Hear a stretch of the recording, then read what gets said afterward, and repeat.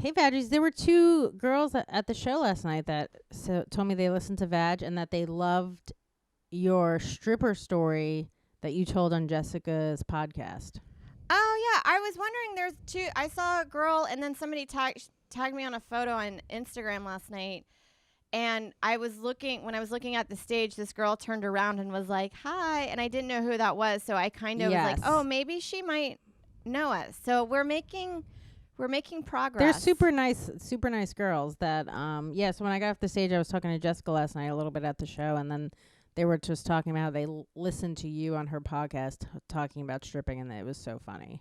Oh, well, so I'm I wanted glad to they just spread that to you. You know what? So Adrienne and I were talking about our shows that we were doing. You were making me laugh when you showed me that photo of the stairwell that you were climbing into. I'm going to put it on our video just so people know. Yes. Because I took a picture of it. So Tracy had warned me ahead of time about doing the show. She's like, hey, I just want to let you know that you have to kind of climb up a fire escape. And it's a little kind nerve-wracking. of like a little nerve-wracking. And she's like, I don't know that you're going to be into it and want to do it. So I'm thinking it's an actual like fire escape where it's like rusty and gonna fall down.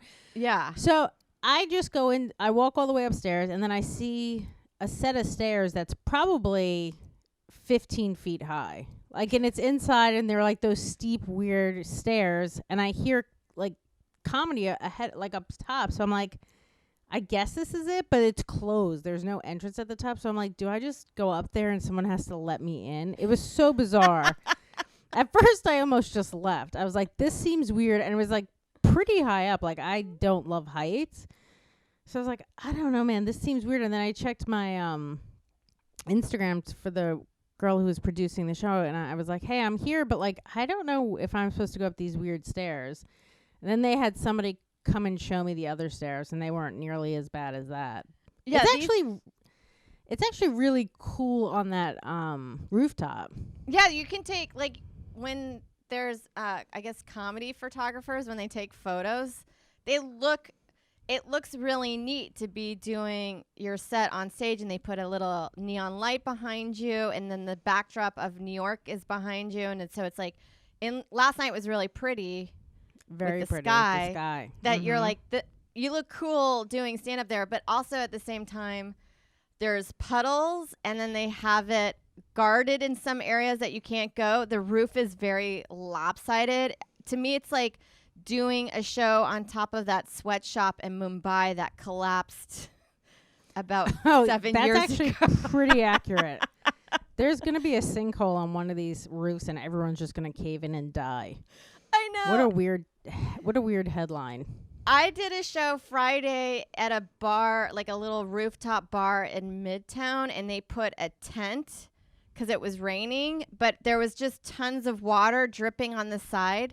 So I'm just standing with a microphone that has its own little boom box near the puddle, and I'm just holding electrical equipment. Just waiting to get electrocuted on stage.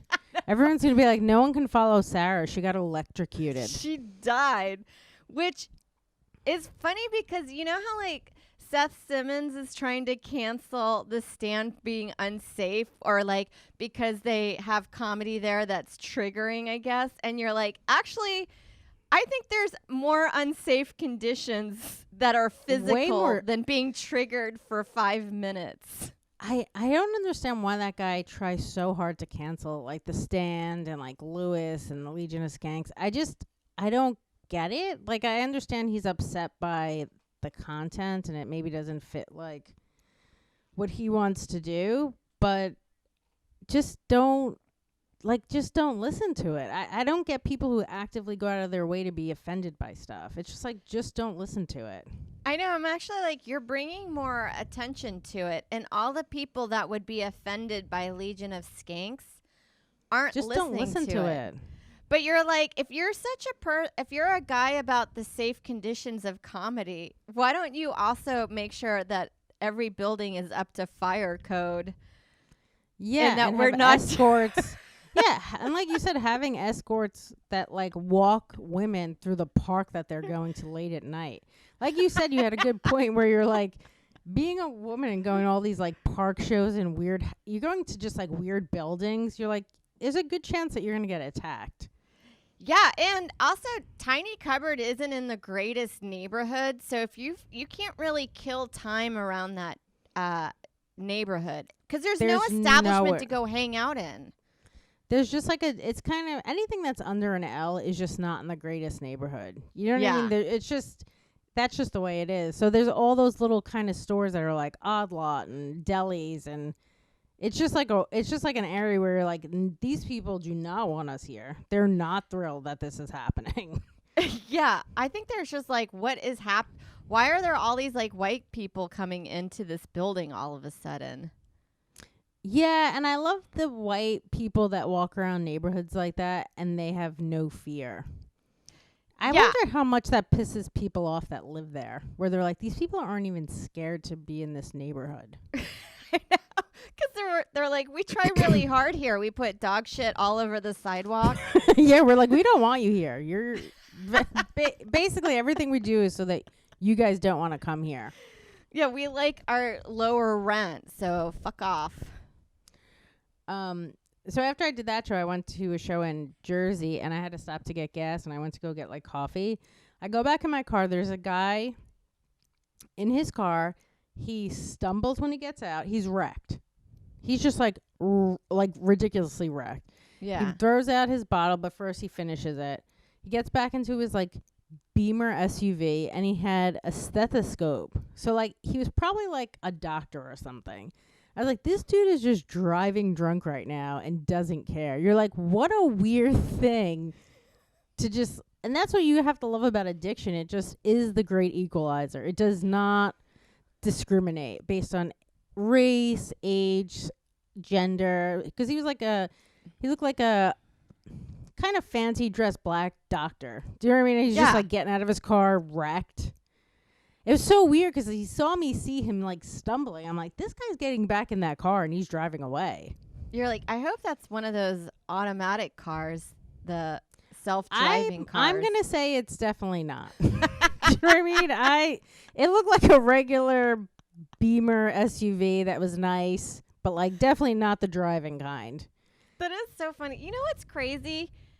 Every time we drive into the city, because you always have a lot of like, if you're jokes about like, if you're driving in New York, you're not a good person, or like, there's no way to have love in your heart. You're just, you're instantly road rage, hate everyone. Well, New York is like, first of all, I think a lot of people that drive here are maniacs. They're like, they come up onto your bumper at 70 miles per hour while flashing your lights, and you're going at the speed limit, if not a little bit more, but because you're not going 100 miles per hour, they're upset. They're upset. Then there's so much construction when you enter around, I guess, the Bronx area. It's like they want you to be trapped in there. Like all of a sudden, out of nowhere, the road will divide and has like an intense like blocker that you could probably go in head first and kill yourself. Yeah, that sounds about right. Yeah, and then when you exit off the freeway or the main road going 100 miles per hour, you have no idea that exit actually takes a sharp 90-degree turn. So you're just like skidding off the highway. It's so insane. I get so anxious when we come back into the city. But imagine like being drunk and also doing that. You're like, what? Yeah. You're really just testing yourself to just drive wasted in a city that's like not easy to drive in. There's cars everywhere. No one's paying attention. Everyone's texting. It's wild. Yeah, and then they like all of a sudden detour it out of nowhere, and it doesn't give you a heads up on Google Maps that you're like, oh, this tunnel is closed. It's just a surprise. There's so many roadblocks. Like, I know that's like, but like literal roadblocks where it's like I remember one time I was driving into Manhattan and there was this guy just weaving in and out. Like you see those people too where they're just like weaving in and out and they're going to cause an accident. And he ended up being like going in and out too much and he actually hit the wall. And like, And it was just like a kid. It was like a kid in his mom's Benz. He was like 18 years old. And he was like, holy fuck, I'm going to get in so much trouble. It's like, yeah, man, maybe don't drive like a fucking Idiot. diesel. Like, yeah, it's just like, what did you think was going to happen? You're just dipping in and out on a busy, the FDR. That's not a place to be doing that. No, I remember the first year that I worked in New York at that bar in Midtown. There was a young guy that died, and he lived in Westchester. And then now, as years have progressed, and I'm driving along, or when we drive into the city or out around that area, you're like, I bet you that kid was doing 100 miles per hour to get home on a 2-lane freeway. Probably. Yeah. It's weird because going into Jersey always reminds me of Dave, but just because he lived in, I think, Hoboken for a bit. So anytime I'm in Jersey, it reminds me of him and Artie Lang. Yeah. Because Artie, I used to go to his house to go do his podcast. So that's what that always reminds me of. It's weird, like, I can't believe Dave has been dead for over a year now. Yeah, it's insane. I don't even know what's going on with his case. So Dave is our manager that got murdered last year, our old manager. That was such like a random thing, because I remember you told me you knew about it a little bit before it hit the news, and then all day long, I think it was like a good 8 hours before it became public knowledge. Yeah, because a close family friend had known about it, and he called me, and I told you. At first, I was like, you don't want to spread something like that because it's horrific. You know what I mean? And if it's not true, you don't want to be someone spreading that. But you're just like, holy fuck, that's something that just kind of just shocks you. Yeah, at first I was like, well, you're like, because since it wasn't hitting the news, all it said was just like man murder. It kept it very general, so no one knew that. You're like, well, maybe it's not him. It goes into your mind, and then as the day progressed, or when we hit the evening time, and I started seeing people, I was like, I know some people know by now that I was like, oh shit, so it's definitely for real. It's so crazy, but anytime I'm in Jersey, it just reminds me of him. I can't even believe that he's been dead for over a year. It's so weird, like, because sometimes I'll get, like, when I'm driving, I'll just start, like, thinking about the past law and things like that, and I'm like, so much has changed in, like, a year and a half. Well, it all kind of went downhill from here. Like, I just think of, like, my sister will make me laugh. She's like, our dad died on New Year's Eve day, and then we're like, it's like he opened a portal to hell with the COVID. We're just, do you think he's just in the afterlife just laughing at everyone? Yes. Where he's like, I'm going to show them. Because he has no idea what kind of shit just hit the fan pretty shortly after he passed. Like 2 months later. Yeah. I remember in the beginning of the year, the worst thing everyone was upset about was like kids in cages. And now that's not even talked about anymore. No, we're like, they should be in cages so they don't. So they're safe. They're quarantining. Yeah, away from each other. Yeah. But yeah, it's like the year has just gotten progressively worse and worse, where you're like, what is left to even happen at this point? I know everyone's like wanting this year to be done, but like you're like, it could get worse, guys. This is just the beginning. It could get worse, and it could get worse for like many more years. We can be just stuck in this. Yeah, who knows? Shall we talk about our interview that we did Friday? Oh yeah, let's talk about it. I reached out. I said thank you again, and if she ever wants to promote, if she's doing anything bigger, she ever wants to promote, she's more than welcome. And then I got no response. I always worry. You're like, oh, I hope we didn't scare her off. We interviewed Nikki Newhope. She's daddy issues on TikTok, and she's a sex worker/sex worker mentor. And it was very fascinating. Yeah, I think, first of all, I think you could take over Joe Rogan's podcast. You're a very good interviewer. Thank you. So maybe I will. Yeah, why don't you just go knock on his door and be like, I'm taking over your job. Just put him in a chokehold. Like yes, and then an MMA chokehold. Eat all of his elk that he's always cooking. But yeah, you had a list of questions. You stayed on the topic. You got through all the questions. I was very impressed with your skills. Thank you. Well, it was really neat to talk to her, but I also didn't you notice like you also want to keep it light because it's a comedy podcast, but I also felt like she wasn't in the mood for like I didn't want to insult with jokes, but then you also are waiting for them to be a little bit playful, and I didn't feel like Maybe that's just her personality. You know, Yeah. you don't really know her that well other than her TikTok videos. So maybe that's just. I'd say this. It may not be hilarious, but it was interesting. You know, Yes. I found all of the stuff she talked about to be, like you said, fascinating. Because I don't know many sex workers or people that you've really been able to talk to in depth about certain issues. So it was definitely interesting. Was there anything that you heard her say that you were like, wow? Like, one of the things we brought up was just how she said that she was like not that like not that it like she doesn't do crazy stuff in bed. Yeah, she's just your, run of the mill, and you're like, oh, in my mind I'm always thinking that we're gonna have to be, if you're doing sex work, you have to be wild, but most of the time it's, just a straightforward job. Probably just like missionary. Yeah, and so you can kind of zone out. I could turn and burn easily.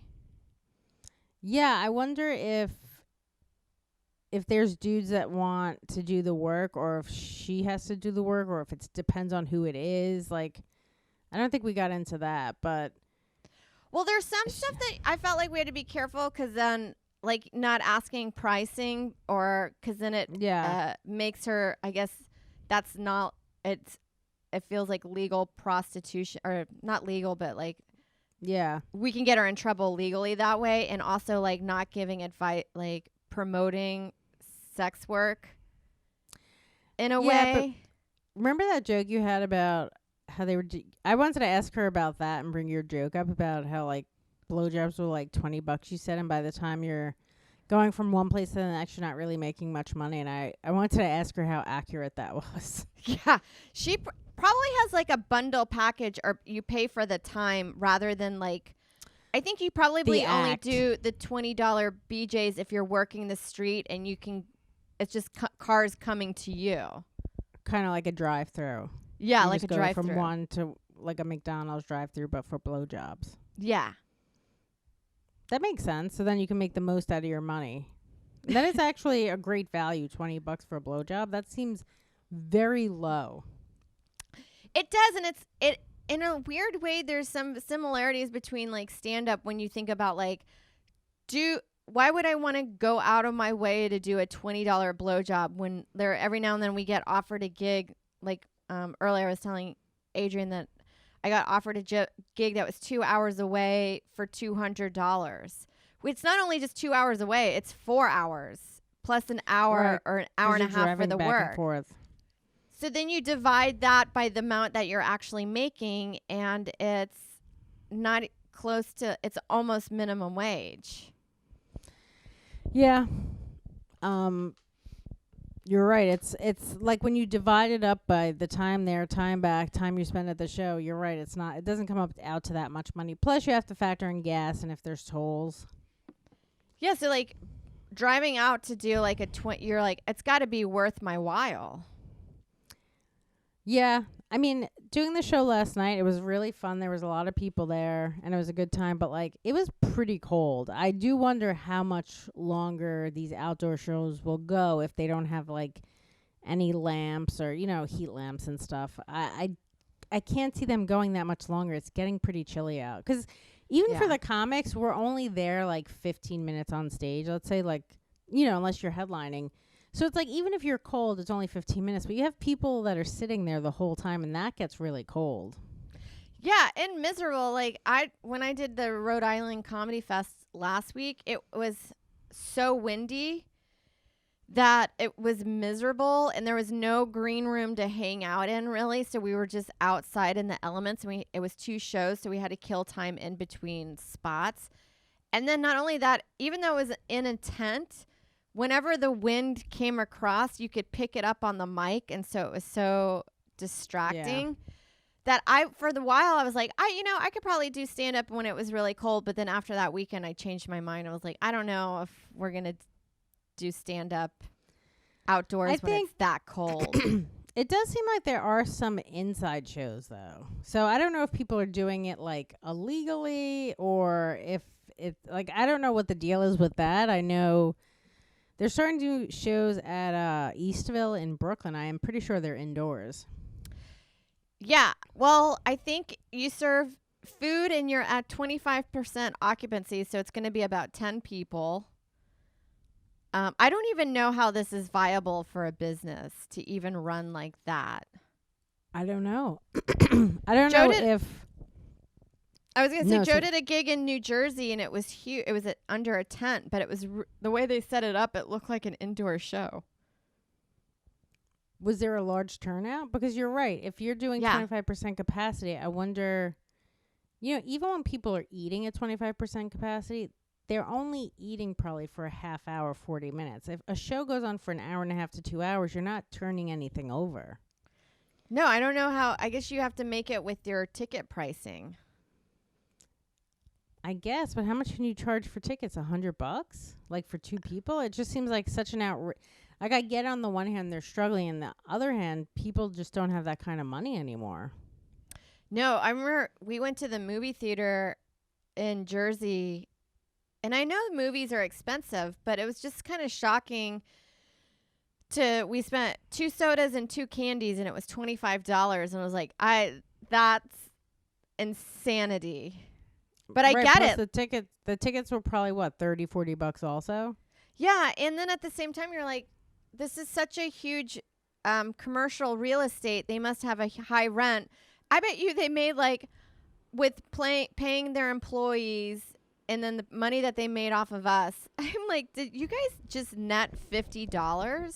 Maybe not even, because then they're also running this huge projection and the electricity for that and the lights. It's like I saw somebody posted a thing because Dangerfield is closing, and like I only performed there a handful of times. I never really loved it there, but I liked knowing it existed. Do you know what I mean? Just because there's so much history in it, and then you see like that rent is $25,000 a month, and you're like, who's paying that right now? What is the only thing that can make that much money right now is probably a grocery store. Do you know what I mean? They'd have to gut so much stuff, and it's just like, is it worth it? You know what I mean? That's probably going to just sit there now for months like that.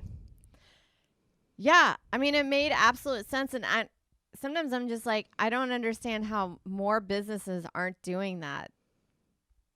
I think a lot of businesses are closing. I mean, you drive around the Manhattan right now, it's a ghost town. There's a lot of stuff for rent. A lot of stuff's closed down.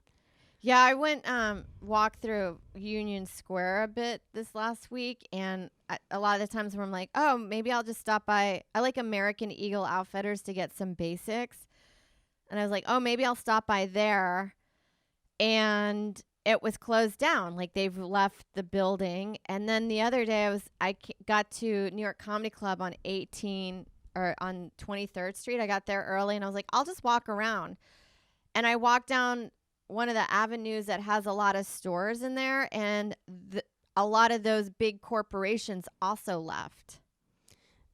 It's because I park around that area, like, because I'll go do those shows too, and it's like everything is closed. It's like for rent everywhere, and you're just like, what do they do? I guess, are they going to foreclose on those properties if people aren't renting and they don't have the money to pay for it? Like, Manhattan's just gonna be like a huge empty lot soon. Yeah, well. Like, when I did that spot on Friday in Midtown, it was on 44th near Lexington. Not that place is, like, super happening on the weekend, but there's definitely, like, a buzz because it's near Grand Central.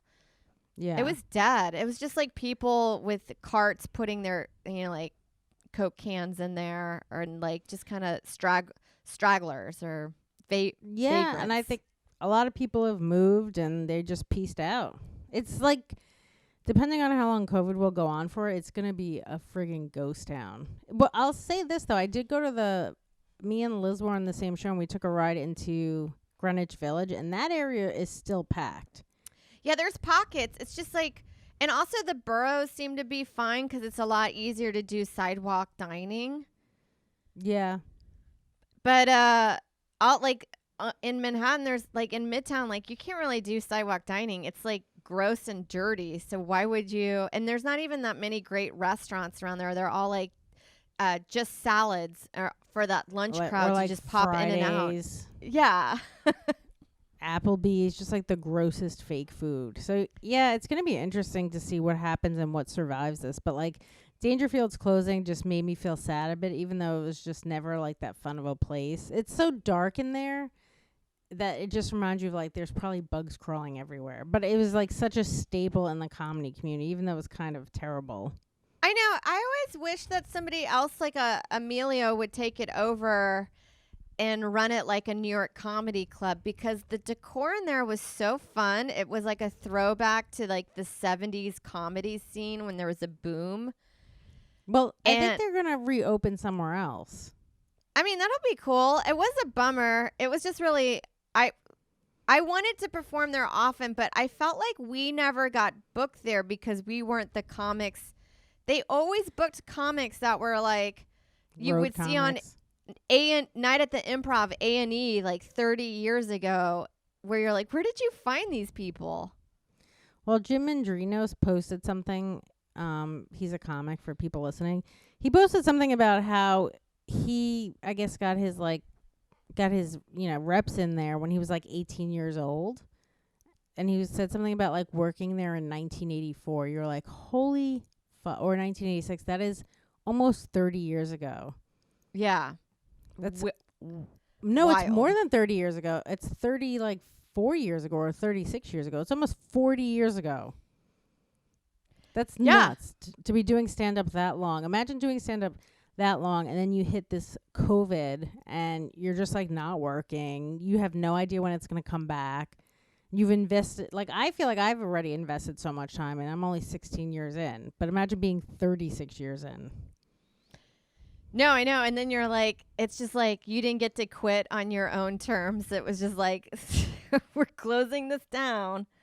Yeah, and who knows when it's going to open back up and who knows how, like, so it's like such a weird career choice. Like, the show I was at last night, there was a guy on stage who said he's only doing comedy a month. I'm like, why would you start doing stand-up when it doesn't even exist right now? It's such a weird time to start doing it.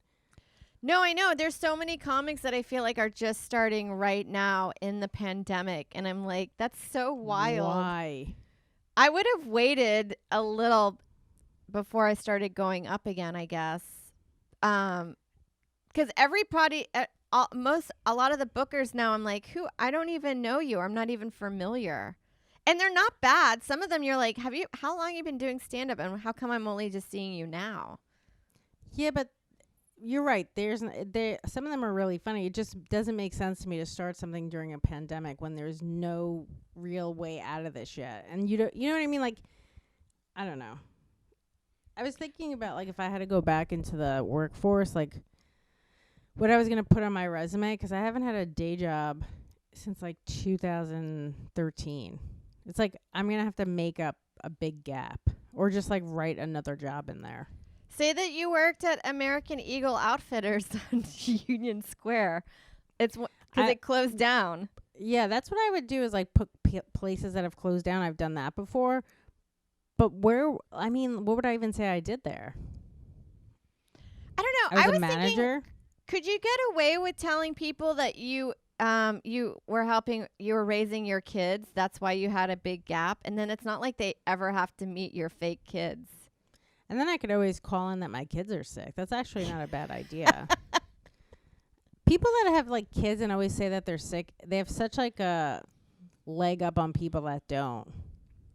No, I worked with a girl that had a kid and she'd always call in sick or come in late and it was acceptable. And I remember just being like, I can just say I have a kid.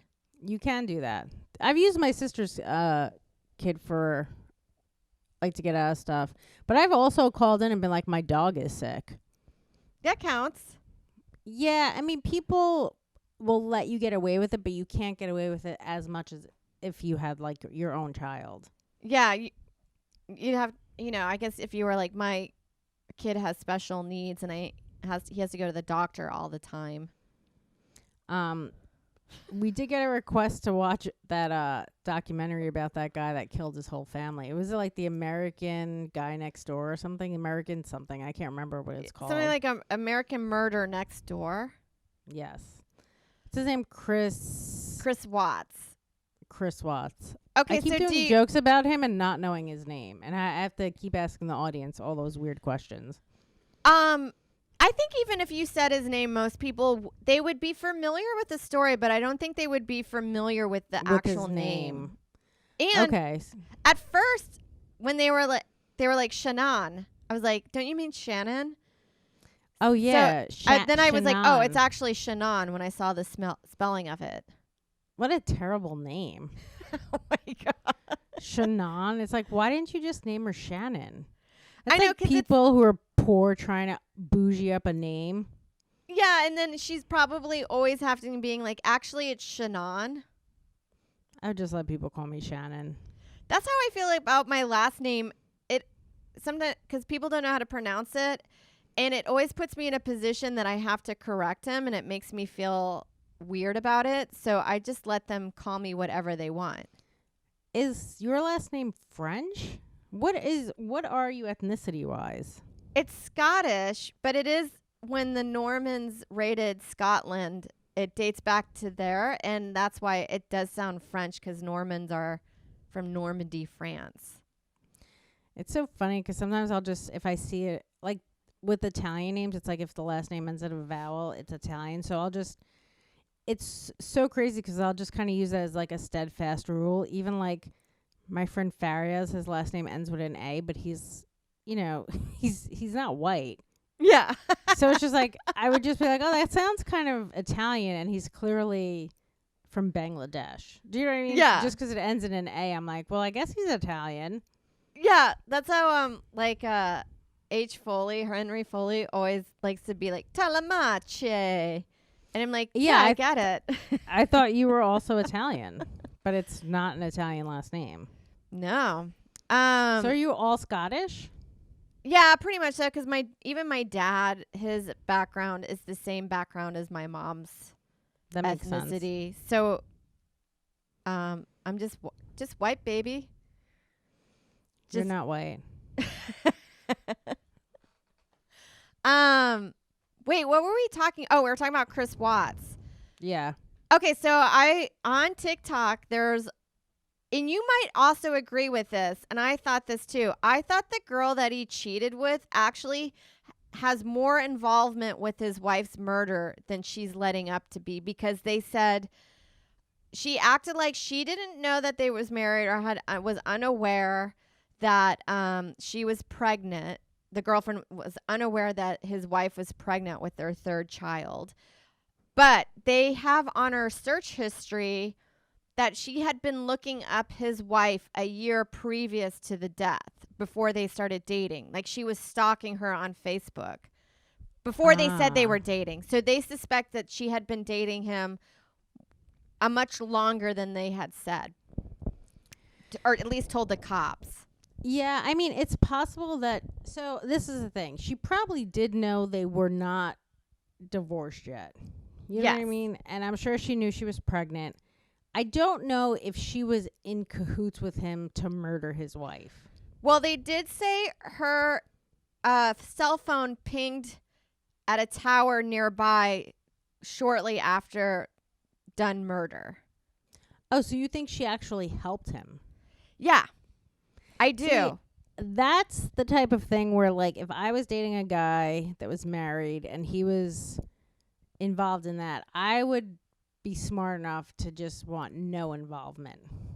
I wouldn't be helping him murder these people and burying their bodies and shit. I'd be like, hey man, call me when you're done. Like, I don't want any part of that. Yeah, I know. That's I know. At this point, though, I guess he could have bought her into it and said, she was involved in this. She helped me plan it. I mean, she just also goes to jail then. So, like, is it worth ruining her life also? I mean, I don't know how much he cared about this woman or not. And, like, you brought up a good point. And I said, too, like, she's not super pretty, but she is younger than his wife. Like, it's weird because you watch that movie and you're like, hey, man, just get a divorce, right? Yeah. But that wife was pretty annoying, and she was going to be a problem even if they got divorced. Like, she just wouldn't.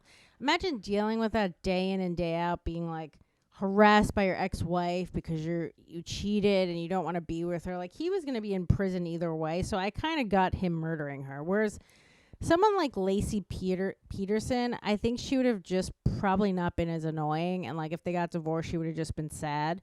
Like, Scott Peterson killing his wife didn't make that much sense to me. But this chick, just based off her text, was pretty needy and annoying. Not that she deserved to get killed, but Yeah. I think she would have been a problem either way. Like, and I know that's fucked up, but she just seemed like she was going to be annoying. And it's also weird reading her text, like, by someone who just got murdered, where she's like, he doesn't want to fuck me. And you're like, that seems so distasteful to just put her business out there and she's dead Even now. to a friend, like, I'm like this. I took a shower. He knows I want to get fucked, and he's not doing it. Like, I don't know if I would be expressing those, like, details to my friends in those terms. I'd be like, yeah, we haven't had, like, sex in a long time. I don't know what's going on. But instead she was like, I need you to fuck me. Well, that's the point where you're like, she's kind of annoying. Do you know what I mean? Like, where you're like, I kind of get this guy being, I don't understand him killing his kids, but I get him being like, this chick's just gonna be a fucking issue the whole time. It's not even like, so if she wasn't annoying, with the amount of money that you pay in child support and alimony, like, that guy was fucked. Like, you might as well just stay married when you have it's just cheaper.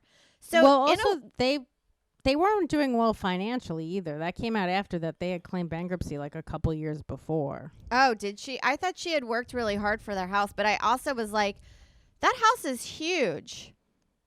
The house is huge, but it came out that they weren't doing well. I think she had just gotten that job where she was like making more money. But you also saw, like, when he took her out to dinner, that girl out to dinner or whatever, they only had like $500 in their account. They didn't have a lot of money in their account, and maybe they had a separate account, but I got the impression that they did not have a lot of money. What was weird to me is that guy, knowing he killed his wife, when they asked him to take a lie detector test, he's not like, hey, man, I want to talk to my lawyer at first. He just thought he can bypass. You just killed basically 4 people, if you're counting the unborn child. You think you're going to be able to lie and get away with it through a lie detector test? Even the woman that gave him the test was like, hey, if you did this, you should not take this test. And he was like, no, I'm going to take it. And he failed miserably. That test was, do you know how long the test was? 7 hours. They only showed you a little. And she, at one point of the test, she was like, okay, you're breathing, your heart, you're all over the place. Yeah. And that would have been, there's something about that. I just feel like in those situations, as much as we've watched of true crime docs, like, if you didn't do it, or if you did do it, right away, anytime you're going into the precinct to answer questions, lawyer, where's my lawyer? Lawyer up. I don't want to talk to anyone there. Especially if you're innocent, because you don't want to say anything that could get you in trouble, or that, I don't know, sometimes you don't even know your own timeline of things. You're like, I am aware of like, you could just say something that's wrong and that would be held against you later on. At least with a lawyer, they'll be like, you can't talk to this person. I will talk to my client, and the least amount of talking that you will do will always save you in court. I feel like he did not think any of this through. No, it was the last minute. Like, it was a very murder. So I wonder if he had planned to kill this chick that whole time, or if, like, he just had enough of her. Well, do you know what I mean? Like, I'm sure he thought about it, but I wonder if he was like, tonight's the night when she gets back. Because he also did have sex with her that night. Yeah. Well, I got Joe to watch it, and he really liked it, because it was a lot of these documentaries, you feel like they draw it out when you could just give us all the important information in 90 minutes, and that's what this one did. So we think that when he got busted for going on that date and she was like, where's the other, this is $70. Okay, your meal was $30. That makes sense. Where's the other 30? Like, what did you do? We suspect, knowing he was busted, like he blatantly got in trouble for that. And then she was coming home that night, I guess, to also like talk about all of it. We think he was like, I might as well kill her. And I think of it as the same way I've been in the past. Have you ever been late to a job that you just started and you woke up late and you're like, I have to quit? Or just never go back in. You're like, this is it. I have to destroy everything. I'm late on the first day of my job. I woke up late. I'm going to have to just ghost him because I can't show up on the first day that way. That's how I felt about this. He's like, fuck, I'm busted. I might as well just kill them. I know, but it's so weird to go out and take somebody out to dinner and not just get cash first. I mean, it's weird to do that where, like, I think he just didn't give a shit anymore. I think he was tired of lying. He didn't want to cover it up anymore because that's a very rookie move to not just go to the ATM and take out $100. You know what I mean? Because then you don't know what that's being used on. Also, it reminds me of that Whitney Houston song where she catches the guy and she's like, only 2 of you had dinner. I found your credit card receipt. So it's like, Whitney has laid this out for you already. You know that's not the right move. Oh, I mean, I think there's so many stuff, or like, I just feel like anytime why would a guy think he could get away with murdering his wife? Like, we all know you're the number one suspect. I feel bad because he didn't even get like a couple of hours without her to just kind of relax. Do you know what I mean? Like, he just, right away, they just got him in that precinct. He didn't even have like a day to himself to kind of just enjoy it. No. There was something when that lady came in to tell him that he had failed his lie detector test, I was like, I bet you that is so much fun to just be like, dude, you failed this miserably. It would be funny if she went in and she was like, hey, you did pass. And then she's like, psych, you failed miserably. I like when she gave him an out where she's like, hey, if, your wife is the one that tried killing the kids and then you had to kill her because of that, and then all of a sudden that was his new story. Do you remember, like, he was just waiting for somebody to come up with a ridiculous story as to why he had to kill his wife? And then he's like, that's actually the story. That's funny that you mentioned that because that is what actually happened. I actually totally forgot that that's what happened. You're like... And then the weirdest thing to me is when he asked for his father to come in and then he confesses to his father that he killed her. I'm like, you know this is all being recorded. What are you doing? I know. It's weird. I was actually weird. I don't know why she married a guy that his parents did not want him to get married to her. I don't know. I guess she just loved him. It's weird because why did her parents not like her? Is it because maybe they just thought she was annoying, like, kind of how we felt like she's a little like overbearing. Do you think the parents to him were like, we told you not to marry her? Yeah, like we knew you were going to murder her. we could have saved you all this time, and we told you not to marry this chick. I know, because if Joe's parents were like, we're not coming to the wedding because they hate me, I'd be like, we can't get married. I can't marry into a family that hates me. Yeah, but I think that's probably rational, whereas this girl probably just loved this guy, and she just... What's interesting, too, is like he lost a bunch of weight, and they automatically knew that when a guy does that, he's going to start cheating. I know. I love the cop is like, hey, I was flipping through your Facebook. You used to be fat. You used to be fucking disgusting. So now we understand that you lost weight, why you'd be fucking other people. It's also interesting how much information they knew about him before they even had him in that room and were talking to him. They knew about the affair. They knew about all of that stuff. Yeah. There's no way of hiding that. And also, like, I thought it was so fascinating, too, about how much video Shannon put out there of their lives to make the documentary so much easier Almost like she knew she was going to get killed. I know. It's like we should be putting out more content so our true crime Story will be great. Yeah. They'll have to like rifle through so many hours of our podcast. Yeah, I also hope too when they post some of our stand up that they use like clips from like Netflix or late night sets, like not just like a random show at like New York Comedy Club. I want them to show us like that we were at least like successful. Yeah, I did a show Saturday in Brooklyn, and they just stared at me for the full 10 minutes I was up on stage, and they taped it, and they just sent it to me this morning being like, here's your video from Saturday if you want to use it. And you're like, absolutely not. I mean, it looks did you cool. Just delete it? No, I just didn't. I'm not downloading it. They're like, if it'll be here for 2 weeks, and if you don't download it, it'll be deleted. It'll be deleted in about 2 weeks. And I was like, all right. You should be like, hey, just delete it now. There's no way that I want it. It's not good. You ever have somebody's...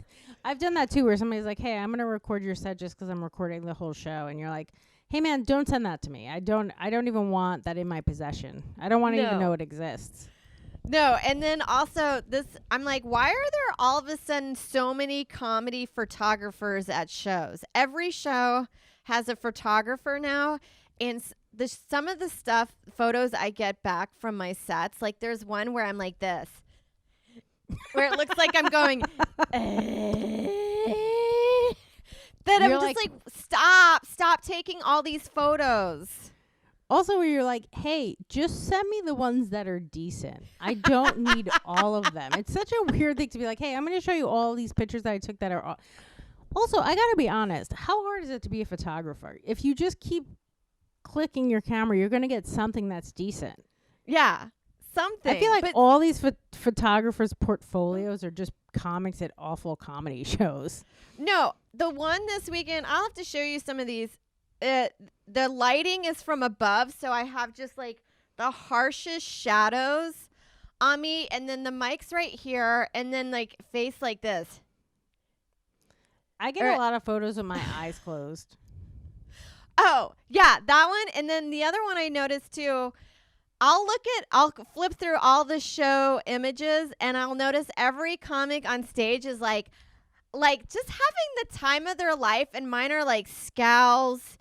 There is not one photo where it looks like I'm enjoying myself that I'm like, I think I might hate comedy.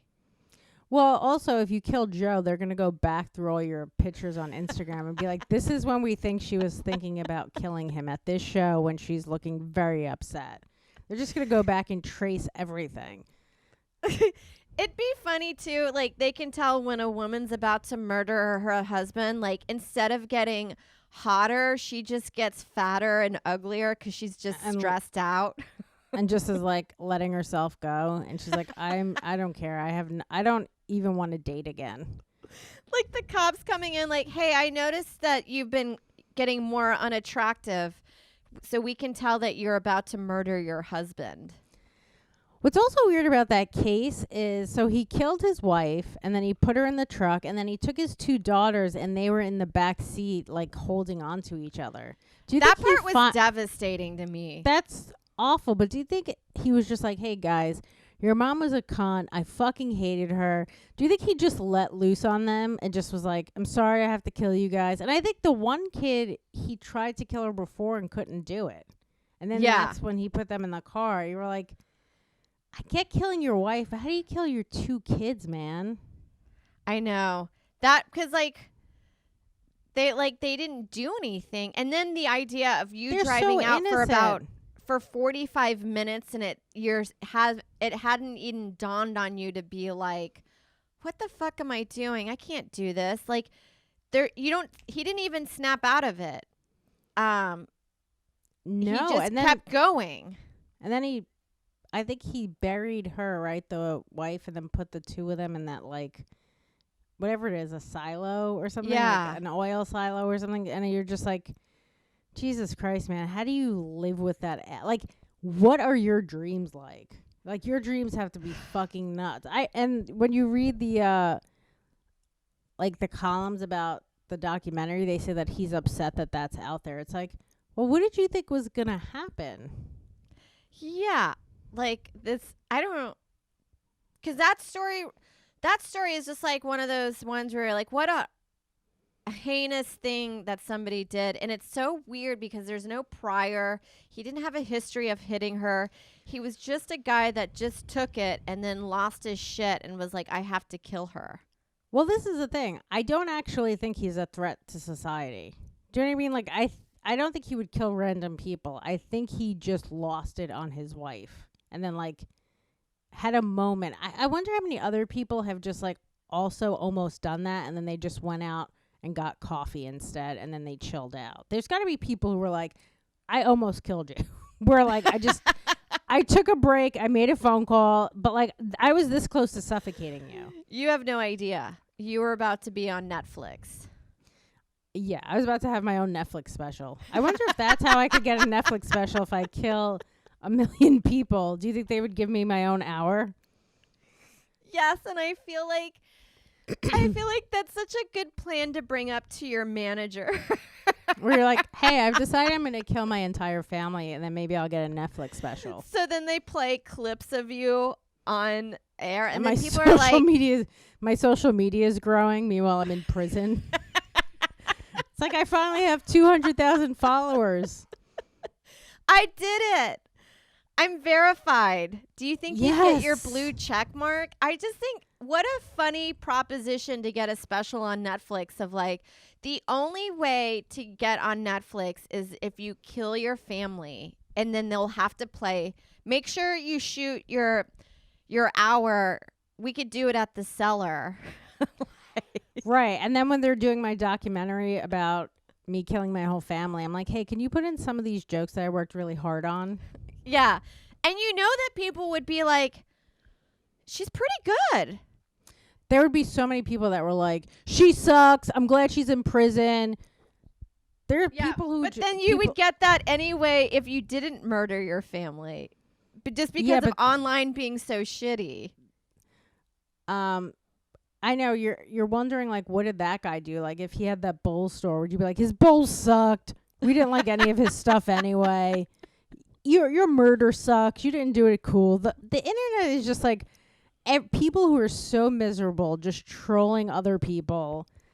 It's like, imagine wasting that much time on somebody that you don't really even know. It's so crazy to just be like, I hate you. I hate everything you do. Like, I was going through comments on, I couldn't sleep, so I was just going through comments on like people's specials, and they would just be like, whose was it? I think it was Mark's that I just went through because I was like seeing like how many people watch it and stuff, which is great. It's almost like 4 million.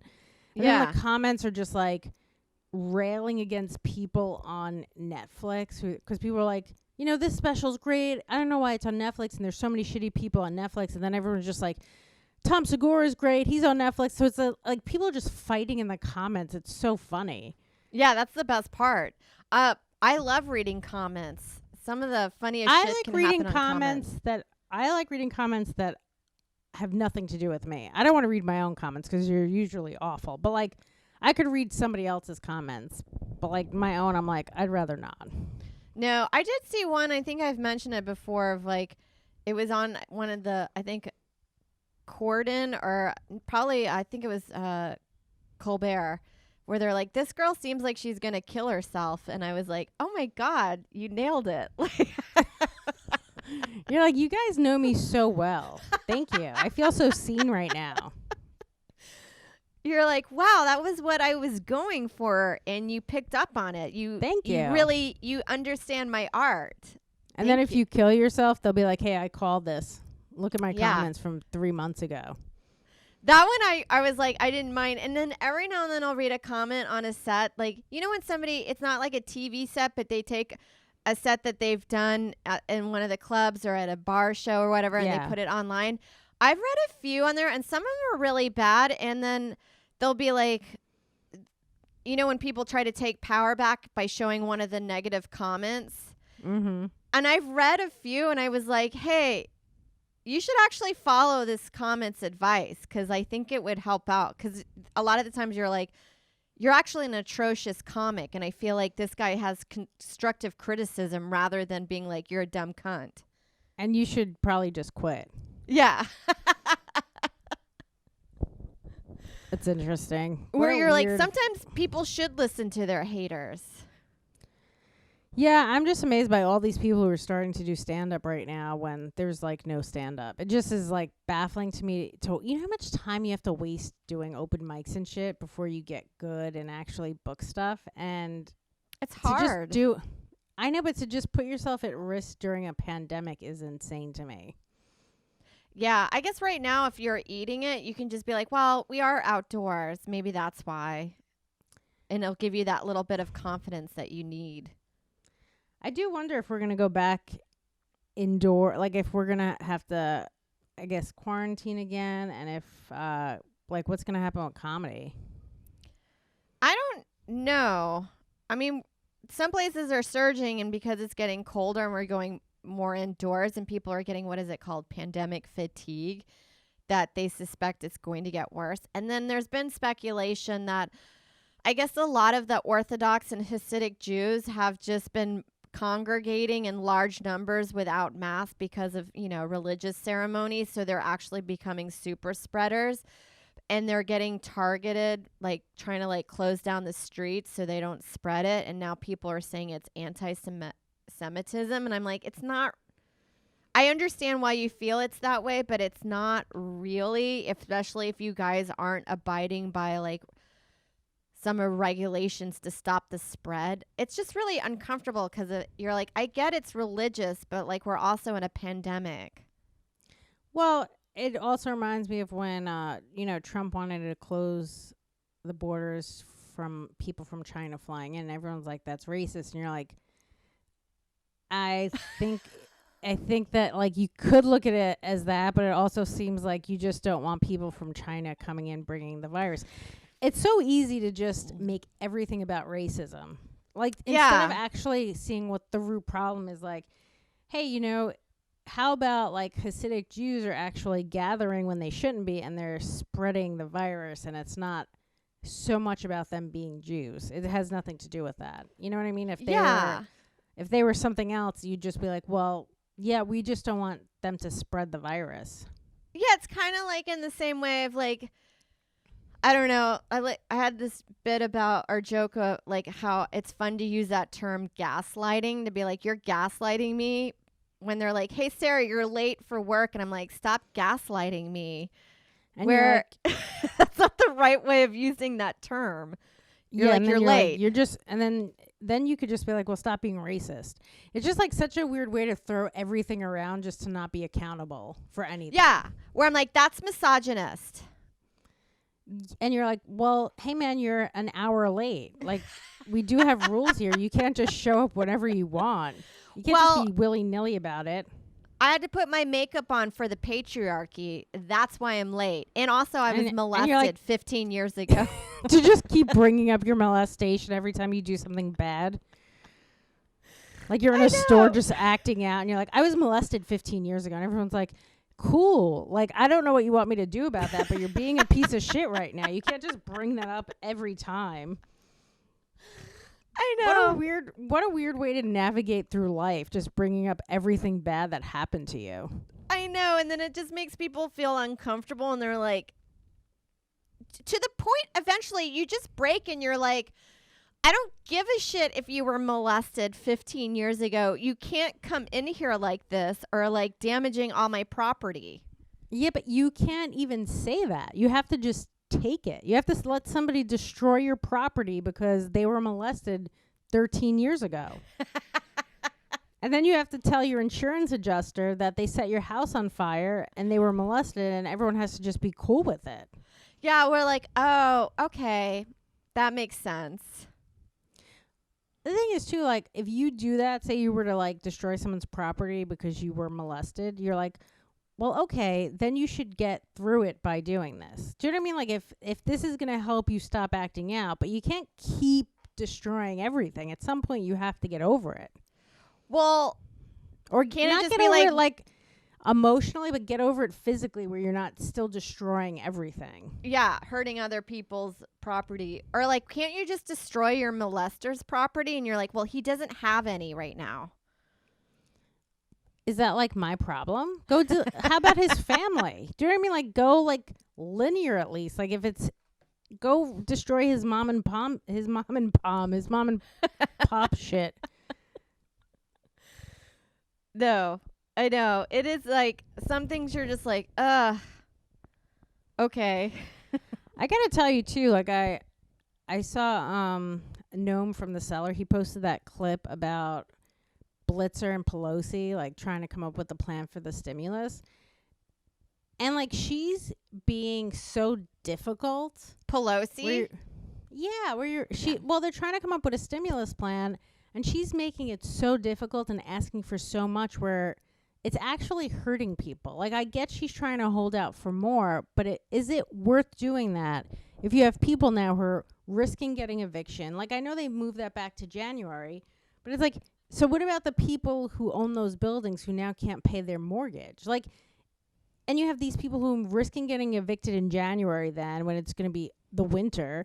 And you have people who can't pay, like, you know, their bills or, like, buy food for their kids. And it's just like, they don't get the seriousness of this because they're in a position where it's not really affecting them. Yeah, because they make their money still and they're at their job. And I think Joe was telling me that Gnome's analogy was it's like the fire truck showing up after the fire has been settled. Right, and that makes sense where you're like, hey, we got you money, and you're like, well, cool, I lost everything already. So now I'm in a shelter getting raped by everybody. But thank you now that I have this money. And now, like, it's just it's such a crazy way of thinking. And she puts so much stuff in her stimulus where, like, they want stimulus checks for immigrants, and they want, I think something where, like, you have to pay legal fees for their deportation or something. That I might be jumbling. I don't know exactly. But it's like, hey, I'm not saying that you can't have benefits for immigrants, but that shouldn't be included in this bill right now. I just think there's so many people that are citizens that you should worry about that first and then also tackle that after. It's just crazy to hold it up with things that just... I like a huge umbrella or something. Well, and I do feel bad for immigrants that are here illegally and they got screwed because they, you know, they're not getting unemployment and a lot of their places did close down. But I don't think that should be in the initial stimulus package. No, I know what you mean, and I agree. Like, I do think they should. I do think that they should get something because it does suck. They're not necessarily paying taxes like through the IRS, but you know they're buying food and you know buying other things that are supporting, even though food's not taxed, but like other things, you know, toilet paper and things like that. So I do feel bad, and I know that they're in a shitty situation, and they're doing these jobs that nobody wants. But I don't think they don't have rights. It just shouldn't be in the same package. It should be something that's negotiated after. It's just like she's just trying to get so much stuff in there where it's just holding it up, and you have people who are really struggling right now. Oh yeah, I mean, it's hard to say what's going to happen. I mean, eventually, I'm like, I should probably start looking for actual employment. My old job just called and I'm like, I didn't mind the work that I did for them. I just hated their management. Can you ask them if you could do it from home? I guess I could, but I do want to just get my degree out of the way and take care of that and then see if I can get a better paying job or freelance work after that. Yeah, I mean, I think Marlene is hoping that we sell a TV show. And it's like, hey, man, I hope that also. But we've been working on this show for 6 years. I'm also hoping I haven't gotten any money from my album yet. And I don't know if I ever will. Okay, so I asked Liz about that. This might be stuff people don't need to know. I could talk to you after about it. Okay. Well, we are hitting the hour mark. Ooh, guys, we're done. If you haven't watched that That's how we end it. If you haven't watched that documentary on Netflix, go watch it. It's fascinating to see this guy, he like just totally be like, nope, I didn't do it. And you're like, dude, we all know you did it. And just, it's nuts. You have to watch it. Yeah, well, because it's interesting on the part of like, so they have all the video in the very beginning of when like searching the house when her missing report came in. And so you get to see his reaction at that moment without kind of suspecting him being guilty. And then it's fun to watch the footage later to see how his behavior is when you know that he full well and did it. Like it's also how interesting. his neighbor was like, he's not acting right. Yeah, how about the thing of like, when they're like, yeah, he at 3 a.m. or 4 a.m, he turned his car around in the driveway so it was easier to put her body in there. Like, he's like, who does that? Like late at night, it would be you would notice. I know, but you didn't see him actually walk the body out. Do you know what I mean? Like that's not on camera. No, but you see his car being backed into the driveway late at night. So that is definitely like when a wife is missing and that's happening, you're like, well, that's suspect. I just thought it was weird that you didn't see that though. Like if you know what I mean, like at some point he would have to drag the body in there. I mean, that guy needed to watch a lot more true crime docs to really know how to pull off a murder. Yeah, I wonder what that dude is thinking. Also, though, like, women don't care. He's getting a ton of letters in prison because women feel like empathy towards him. Yeah. I think people feel more empathy towards him than his wife. She came off looking really bad on it, like an annoying person. Yeah, that was kind of unfortunate because, like, she's the victim. And and there are 2 kids, and she came off like you said, they're just... Her texts were so egregious where it's like not really appropriate to be posting that stuff, I don't think. Yeah, super. Well, there were moments of her like, okay, can we get the kids coming down the escalator? Because I want to get that as a photo on. Obviously, she was living her life for social media, like projecting an image. And so anytime I hear that, it always like, anyone that recreates a genuine moment to put on Instagram is such like it's a little eye rolling, I think. I think a lot of people are rolling their eyes at her. Just being like, you're a lot. Yeah. It's a lot. It's just hard. But yeah, it's definitely weird. But yeah, you're like, they didn't put her in the greatest light in that documentary either. No, but it was fascinating to watch, and I love stuff like that. Super. All of it's fascinating. Yeah, so guys, check out Murder Next Door. Yeah, if you have any questions, email us vegpodcast@gmail.com. Follow us on Instagram. Join our Patreon. Tell a friend that you think would enjoy the podcast to check it out. And anyone that comes to our live shows always say, we had 2 people last night. It was really nice, and we appreciate it. Yes, and they were thank you. Very cool people. We do have cool fans. We don't have a lot of them, but we have cool fans. I agree. I like our fans. They're very nice. All right. Thanks, guys. Thanks.